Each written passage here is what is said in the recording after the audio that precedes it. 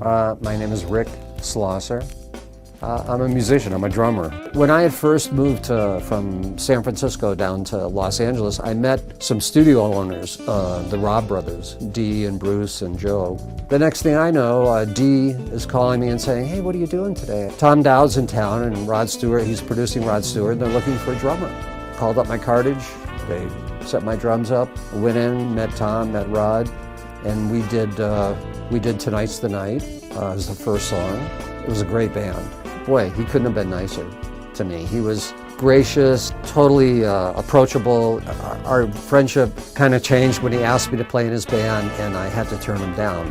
After that, he really didn't want to talk to me, I guess. But I had to turn him down because I was getting custody of my son, and I knew that if you take a gig with Rod Stewart, you're going to be on the road forever. So I would have never been able to take the responsibility of my son on. If I could say, producer-wise, how many I thought I worked with that were great, he would be one of them. He knew exactly what he wanted, and he knew when he had it, which is the mark of a great producer. And he made me do something in the studio I'd never ever done before, which is always interesting, which was like that song "Endless Love." He made me play it as softly as I possibly could. It was like I wasn't playing like this. I was kind of playing, like placing beats, not really. It was weird. I kept thinking, what is this going to sound like? I had no idea. And I remember going back in and listening to the playback, and it was a nice, full, rich sound.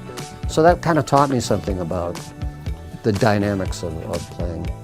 I already had a job lined up with a band called Lamb. There was a keyboard player in that band. He goes, "Hey, I heard Van's looking for a drummer." I called the number and Van answered, which would never happen today. I went to his house. He had a little studio. It was in Fairfax. I set up my drums and Van comes in and he grabs a mic and he lies down on the couch and he goes, "Oh, Into the Mystic, one of my favorite songs." And he's barely singing and he goes, "Okay, do you know These Dreams?" And he wouldn't even finish the song. He just really didn't care. I go in the next day, the same thing starts, and now I'm getting like, this isn't what I envisioned. This isn't really fun. It seems like he doesn't want to do his songs. In the middle of this, the third day, he goes, "Hey, you guys know Hound Dog?" And he jumps off the couch, falls on his knees, singing Hound Dog. This is the Van Morrison I want to work with. That was the beginning of the gig for me. And we did Tupelo Honey, Hard Nosed the Highway, and St. Dominic's Preview.